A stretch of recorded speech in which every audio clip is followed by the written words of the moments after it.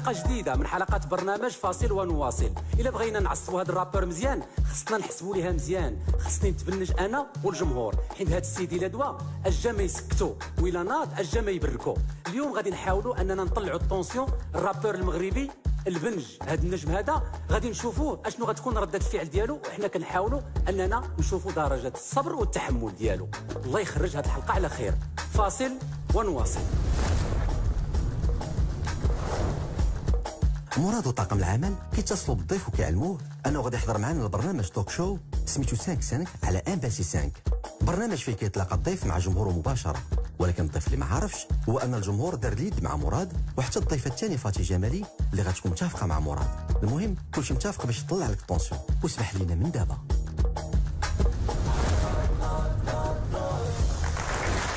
مرحبا بكم معنا في حلقة جديدة من حلقات برنامج 5 كيستضيف يوميا نجوم 5 على قناة ام بي سي 5. اليوم معنا نجم النجوم، نجم الراب المغربي البنج.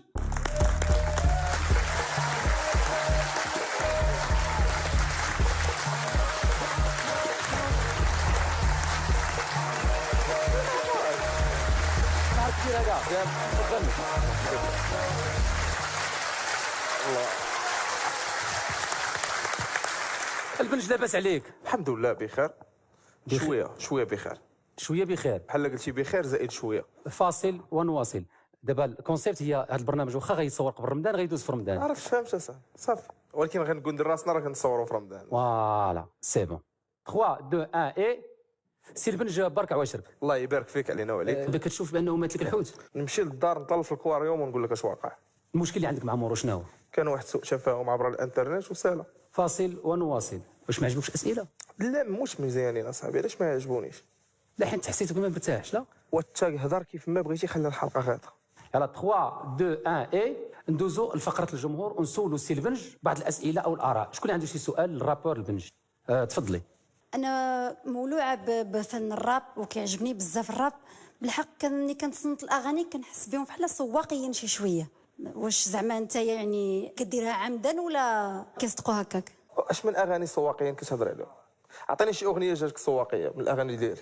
واخا تقول لك سواقيه انت جاوب بطريقه. لا ما شوف، كاين واحد الطريقه ديال السؤال كيكون على كيتبنى على الجواب، فهمتيني؟ شكون اللي عنده شي سؤال اخر السي البنج؟ تفضل. انا السؤال اللي عندي هو كيفاش وصلتي زعما لهاد الشهره هادي وهاد المجد اللي انت دابا حاس به بلا موهبه؟ لا ما طيحش بالفنان، ما طيحش واش الطريقه اللي كتهضر بها انت كتناسب شخص كيهضر مع فنان؟ فينا هو فنان، فينا هو جاوبني فنان. عليك السؤال. الفنان ديالنا هو مراد العشابي. ما كنسولش دابا مراد راه تبارك الله عليه. انا السؤال لك انت زعما باش كتحس. سي بون عافاك. فقره ديال الجمهور سالات. سي بون. هاد المره ملي يبغي يسول شي واحد بشي طريقه خصو يحترم المقام اللي هو فيه، سينو كتبدا تفاقم الاوضاع، وانت راك عارف ملي كتفاقم الاوضاع. واخا سي البنج كاين تعليق في مواقع التواصل الاجتماعي. أيه. كيتعلقوا. حنا جنا الناس اللي كيعلقوا باش يسولوك. لا انت عطيتي الفرصه لواحد الناس اللي كاينين في التعاليق الاجتماعيه يكونوا في الواقع، وعطيتي ودخلتيهم في واحد الكادر اللي كيفاش غنشرح لك. كوب عافاك ما قلتي والو. كتبان ضعيف قدام الجمهور. حلف بالله. طلعينا عليك الجمهور. لا ما مطلعيناش الجمهور. دخل شوف قرا كلشي مطلع الكومونتير عليك. وانت هاد الجمهور ديالك اللي عزلتيهم ما كتصعب راسك كتغني. هادو راه جيتيهم من الديسلايك. هاد الناس هادو شديتي شي ناس اللي دايره ديسلايك هزيتيهم.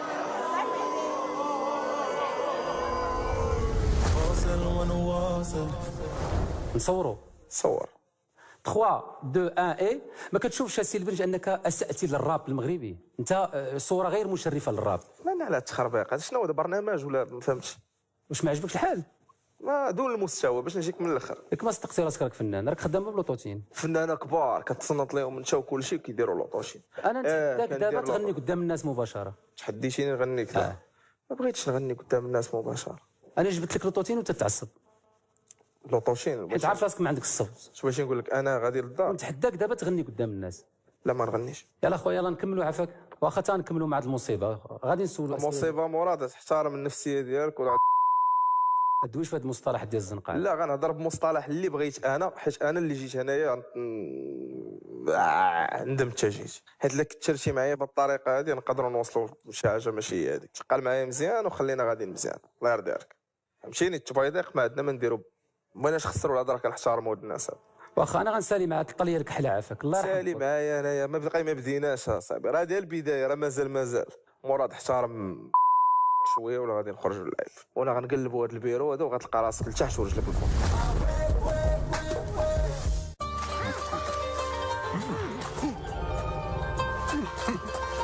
قبيله وانا ضابط النفسيه ديالي وماشي ما بقاش من الشيام ديالي نصبر بزاف، غنجيك من الاخر. علاش كتقلب مراد خرج ليا من رون تكنيشان ونفاري انا اللي كنسول سول.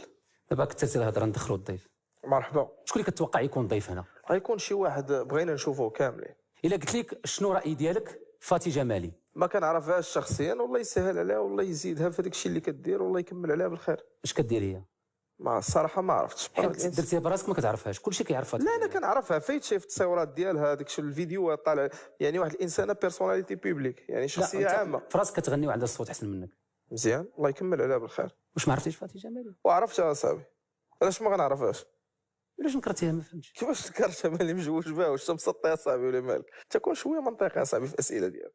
واخا يلا 3 2 1 اي. ضيف او ضيفه هذه الحلقه هي الممثله والمغنيه ملكه الجمال فاتي جمالي.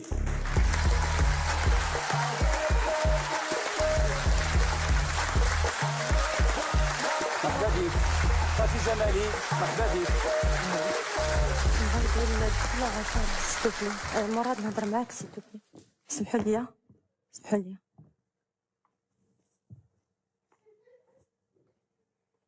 مراد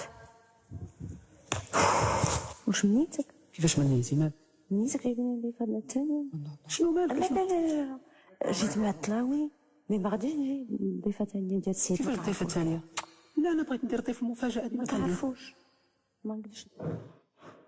وباش نحموا الطرح شعل العوافي مراد العشابي انسحبوا فاتي جمالي وداروا راسهم كيدويو وما فاهمينش، وبالعاني خلينا الميكرو شاعل في البلاطو باش كلشي يتسمع وتزيد تشعل. عفاك روتوش ماكياج فاتي جمالي. يلا 3 2 1 اي. الضيفه المفاجاه ديال هذه الحلقه هي النجمه المتالقه فاتي جمالي.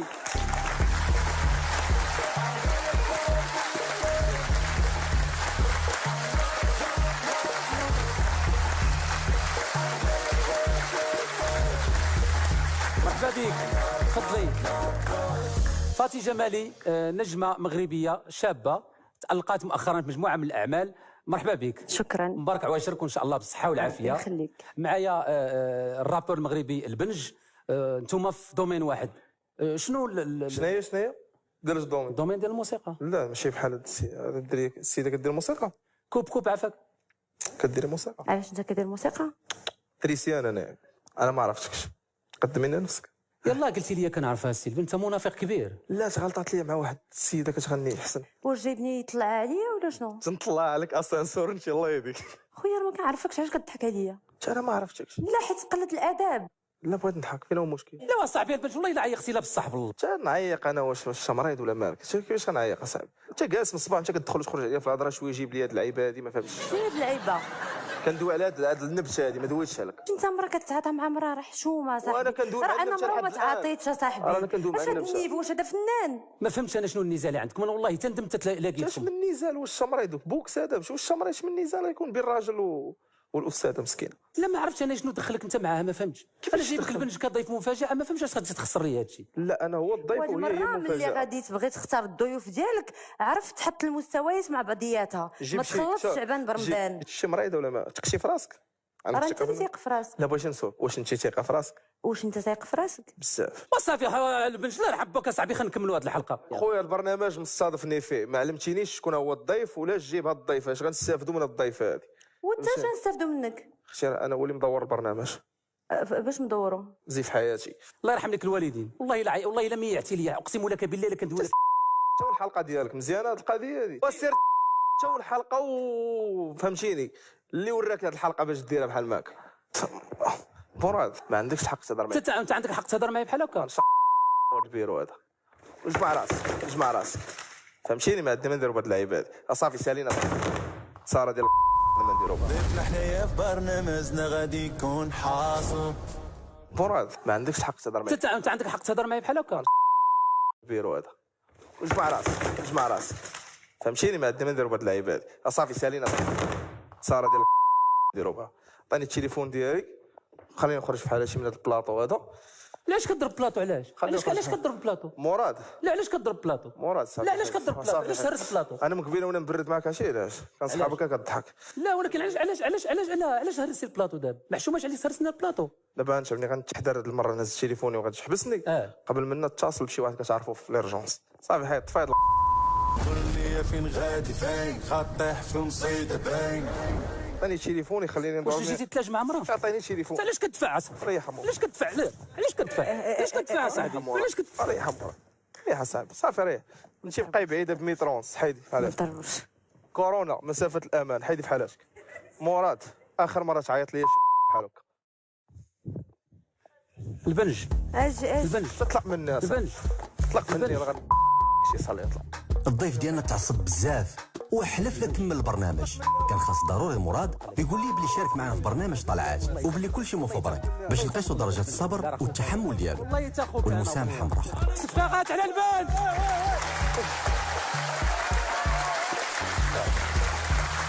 البنج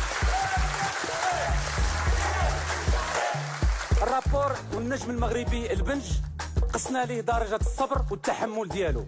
صبر لينا بزاف واخا انا شخصيا كنعرفو قبيح وين انا كترون يسمح لينا بزاف وماشي انا اللي بغيت نقيس لك درجه التحمل ديالك. اول واحد هو الجمهور راه معانا. ثاني حاجه فاتي جمالي معانا وانا شخصيا من اشد المعجبين ديال الفن ديال البنج وصاحبي وعزيز عليا وكنعتبرو نجم من نجوم في الراب. شكرا بزاف. تحيه للبنج واسمح لينا بزاف.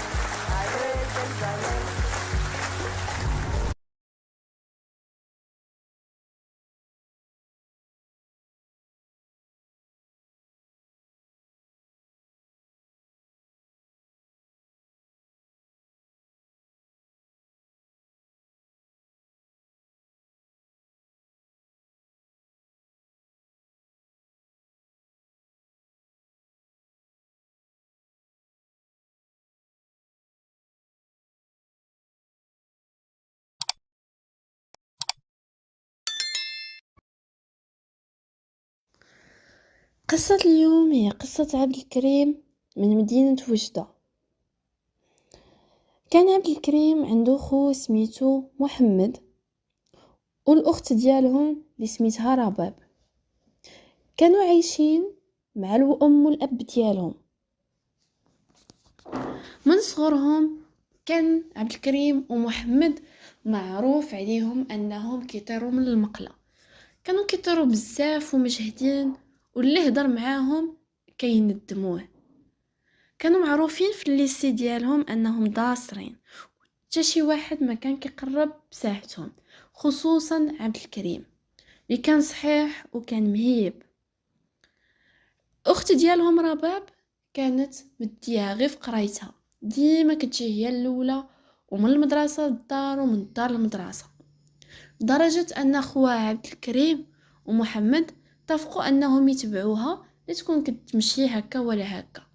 فلاحظوا ان البنت كما عارفينها كتمشي غير المدرسه ديريكت وما كتهضر مع حتى شي واحد وكترجع للدار ديريكت. فكانت عزيزه عليهم بزاف. كانت هما خوتها وصحابها وكل شيء وحتى هما كانوا فششينها بزاف. عبد الكريم سقط في الباك وخو اللي كان كيقرا ديك الساعه في السيزيام طلع عنده حتى هو الباك وسقطوا بجوج. مني سقط عبد الكريم المره الثانيه قرر يخرج من المدرسه ويمشي يشوف ليه شي حرفه. وخو محمد اللي كان حتى هو غتابعو داكشي اللي دار نيت. الاخت ديالهم رباب كانت كتقرا في واحد الاعداديه وهما كانوا كيخايفين عليها لا يعود يتبسر عليها شي واحد ولا شي حاجه. فقرروا يولوا يديوها ويجيبوها كل مره تيديها واحد ويجيبها واحد. رباب حتى هي ما كانش عندها المشكل حيت كانوا عزازين على اخوتها وفي نفس الوقت كان عزيز عليها يونسوها في الطريق اللي كانت شويه بعيده. كان اي واحد قرب ولا شاف من جهه اختهم كانوا كيندموه كيعطوه احسن صلخه لدرجه كل شيء في الكوليج كان كيخاف منها. كان كيخاف يقرب منها حيت عارفين خوتها صعاب. عبد الكريم ومحمد رغم ان الاب والام ديالهم ربوهم تربيه حسنه وكانوا ديما كل جمعه يدوهم الجامع ويقروهم على الدين، كانوا عائله متدينه.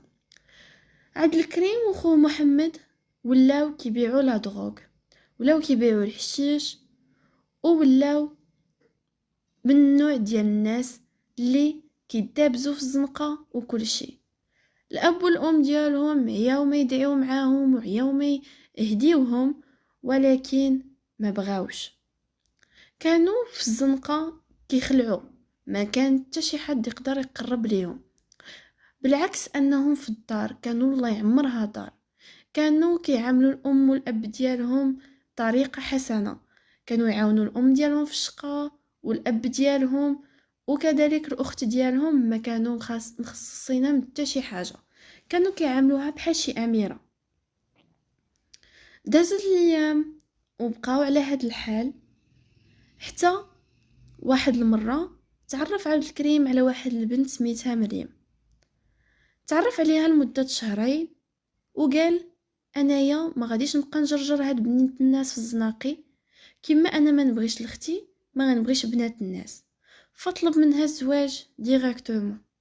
مريم فرحات وجاتها في شكل انه زرب هكا، قال لها شوفي الا ما كنتيش باغا نتفارقوا من دابا حسن، انا ما عنديش مع داك الدوران ديال الزناقي. مريم فرحات وقالت ليه بلي غنقول لدارنا على الخدمه ديالك.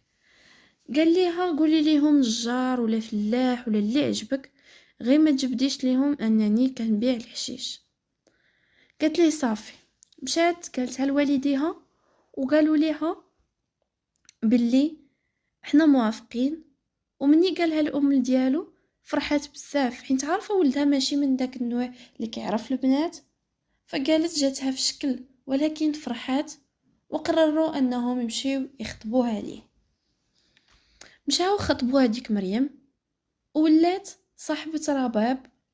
رباب كانت كتخرج غير مع خوتها ومع مريم، ما كانت كتمشي لتا شي قنت، ما كانت كتعرف حتى شي حد، كانت مديها غير في قرايتها. منين تعرفات على مريم ولات دايراها صاحبتها، كتعاود ليها كل شيء. واحد النهار لقاتها مريم في واحد الحاله في شكل مخلوعه وغير كتقفقف. قالت لها مالك؟ قالت لها باللي ما كاين والو، وهي تبزز عليها مريم باش تعاود ليها. قالت لها غادي نقول لك هاد الشيء اللي خطير بزاف وما يوصل حتى شي واحد من خوتي. قالت لها صافي ووعداتها. قالت لها كتعرفي ايمن اللي كي مصاحب كريم ومحمد؟ قالت لها لا ما عرفتوش. مني وصفاتو ليها رباب عرفاتو مريم. قالت لها مالو؟ قالت لها كان ديما كيتعرض ليا في الطريق مني كيكونوا خوتي ما كاينينش، وكيبقى يقول لي باللي راه كيبغيني وكنعجبو ديما ديما ديما. فواحد النهار عصبني وانا نعطيه النمره ديالي، بقينا كنهضروا في التليفون بشوي بشوي، انا عجبني وليت انا كنبغيه. قلت هذا اول واحد ما يخافش من خوتي ويتقرب مني، بحكم ان حتى شي واحد ما كيقدر يقرب ليا ولا يهضر معايا حيت عارفني انا ختمن. قلت لها مني تطورات شويه العلاقه بيناتنا، فقت واحد الصباح لقيتو بلوكاني من كاع لي ريزو سوسيو. فاجاتني في شكل وتخلعت لا يقول شي حاجه لخوتي. قالت لها مريم نساي هذا الموضوع، راه ما غادي كدي دير والو. مني دازت واحد المده مريم شافت عبد الكريم واقف مع ايمن وكيضحك هو وياه، فتعصبات قالت هذا هو ايمن اللي ضحك على اختهم ودابا جاي كيضحك مع خوها. مشات عند عبد الكريم وعاودات ليه كل شيء. عبد الكريم ما تصرطاتش ليه ومشى كيجري عند اختو وتصدم فيها صدمه ديال العمر. بقى كيغوت عليها وكيعير فيها وكيقول لها اشنو درتي وانا اللي كنت داير فيك هاد الثقه كامله. جا محمد اللي ما كان فراسو والو، سمع كل شيء وتلاح على رباب بالضرب. قال لي عبد الكريم صافي زقا، حنا خاصنا نتفاهموا مع داك الحمار ماشي معها هي اللي خاننا وجا كيدور لينا بختنا. فولات ديما كيوصلوا رباب المدرسه ويرجعوها، وخداو ليها التليفون وولات غير من المدرسه للدار، وما بقاوش كيخرجوها كما كانوا كيعاملوها قبل. ايمن من يساق الخبر لهاد الشيء غبر، حتى لواحد النهار حصلو عبد الكريم في واحد الدرب وبقى كيضرب فيه قدام كل شيء. ايمن ما تسرطاتش ليه، مشى جاب موس ومشى كيقلب على عبد الكريم حتى بان ليه ومشى كيجري بغى يضربو، ولكن عبد الكريم كان صحيح عليه، شد منه داك الموس وضربوه بيه. جاو البوليس باش يقلبوا على عبد الكريم، مشى لدارو تسامح مع امو ومشى عند اختو عامر دم وكيقول لها انت السبب، رديتيني قتال. الخرجه اللي باي يخرج من الدار شدوه البوليس وحكموا عليه ب25 عام ديال الحبس. حاول ما يقنع البوليس باللي راه كان هاجم عليه، كون ما قتلوش كان غادي يقتلوه هو، ولكن البوليس وخا هكاك تشدوه وما تسمعوش ليه. بقات رباب دخلت في حالة اكتئاب وبقات كتقول انا السبب، انا اللي دخلت خويا الحبس. حتى لواحد الصباح لقوها منطاحرة في البيت ديالها. قصة ديالنا سالات، تلاقاو في القصة الجاية ان شاء الله.